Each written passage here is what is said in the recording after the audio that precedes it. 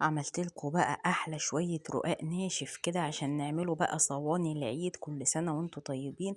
هعمل معاكم بقى الرقاق الناشف اللي انتوا شايفينه ده علشان نعمل بقى مع بعض صينية رقاق باللحمة المفرومة. يلا بينا نشوف انا عملت الرقاق ده ازاي وبايه وايه مكوناته. ويلا بينا ندخل على الروتين الجامد. ما تنسوش اللايك والشير والكومنت الجميل لقناتي وصفة شيماء. ويلا بينا ندخل على الوصفة الجامدة قوي عشان ان شاء الله نحضروا بيها احلى صينية رقاق باللحم. ازيكم يا حبايبي، اهلا بيكم في قناتي وصفة شيماء. يلا بينا نشوف وصفتي النهاردة. وصفتي النهاردة بتتكلم عن ايه؟ بس قبل ده كله يلا بينا نصلي على سيدنا محمد عليه افضل الصلاة والسلام، ونشوف وصفتي النهاردة. مكونة من كيلو دقيق، عليه رشة ملح ومية فقط لا غير. ايه ده؟ هي دي المكونات بس؟ هي دي المكونات يا حبايبي بس. كيلو الدقيق، عليه رشة الملح وعليه المية العادية خالص من الحنفية، ولا عليه خميرة ولا عليه زيت ولا عليه سمنة ولا عليه لبن رايب ولا الكلام ده. دقيق ومية وملح. ده كيلو دقيق طلع لي كمية ما شاء الله تعمل صينيتين أو 3 صواني رقاق باللحمة المفرومة. هنا حطيت الدقيق في العجان، وحطيت عليه رشة الملح، وهبتدي أنزل بالمية كده تدريجيا لغاية لما يديني عجينة جامدة. أنا عايزة عجينة جامدة مش طرية، عشان أقدر إن أنا أفردها براحتي وتبقى رقيقة، عشان هو اسمه رقاق يعني حاجة رقيقة جدا. لا إله إلا الله سيدنا محمد رسول الله عليه أفضل الصلاة والسلام.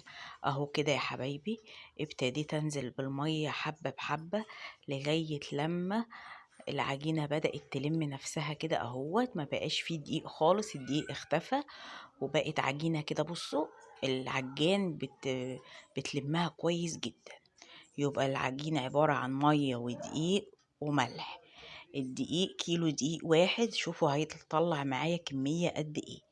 هنا خلصت عجن بقى اهو زي ما انتوا شايفين. بصوا العجان ما شاء الله نضف، يبقى معنى كده ان العجين اتعجن واتلت جامد جدا. طب ما فيش عجان، بايدك يا شطورة زي ما انا كنت بعجن عادي، ما فيش اي مشكلة ومازال بعجن.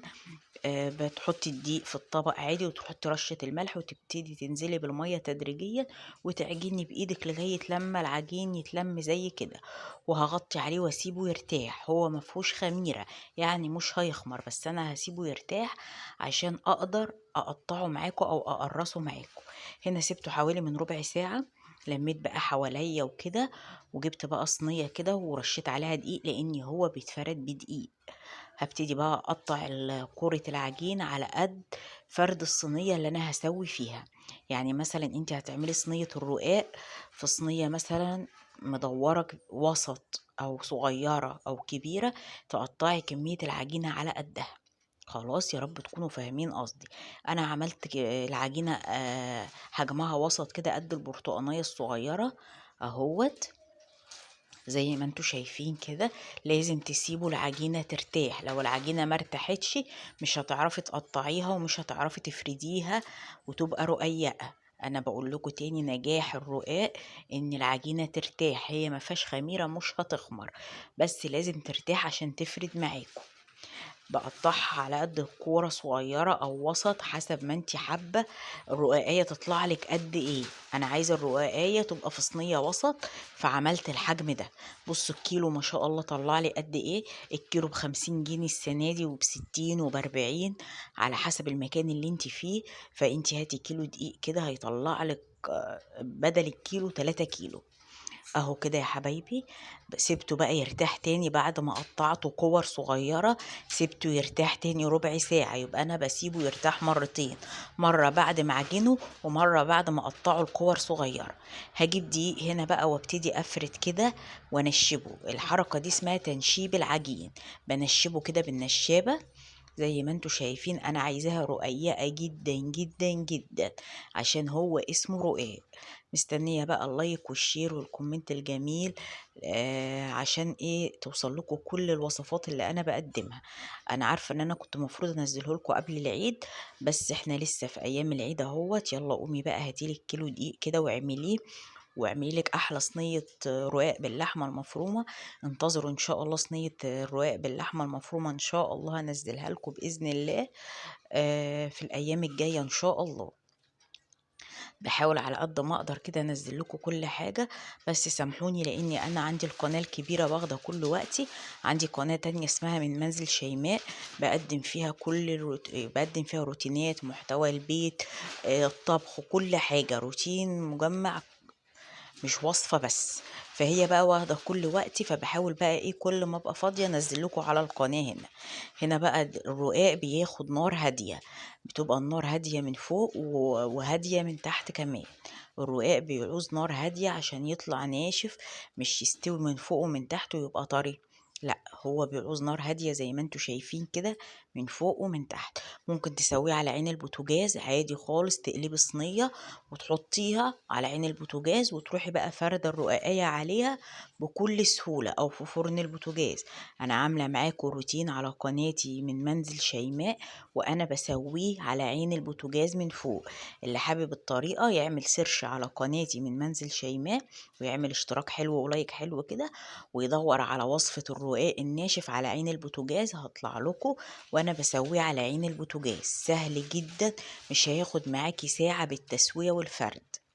هفرد تاني كده، بصوا بنشف كده العجينة علشان تطلع رقيقة معايا زي ما انتوا شايفين. لا إله إلا الله سيدنا محمد رسول الله عليه أفضل الصلاة والسلام. بدل ما تشتري كيلو رقاق ب50 جنيه، هاتي كيلو دقيق هتعملي 3 كيلو على حسب حجم الصينية اللي هتعمليها. ممكن يقل معاكي أو يزيد على حسب حجم الرقاقية نفسها. سهل جدا وما بياخدش وقت. واللي ما عندهاش بوتاجاز، ما عندهاش فرن، ممكن تعمله على عين البوتاجاز أو تعمله في فرن البوتاجاز. اهو كده يا حبايبي، النار لازم تكون وسط، وبكرر عليكم. وان شاء الله انتظروا صينية الرقاق باللحمة المفرومة، ان شاء الله هتكون جبارة من العيار التقيل.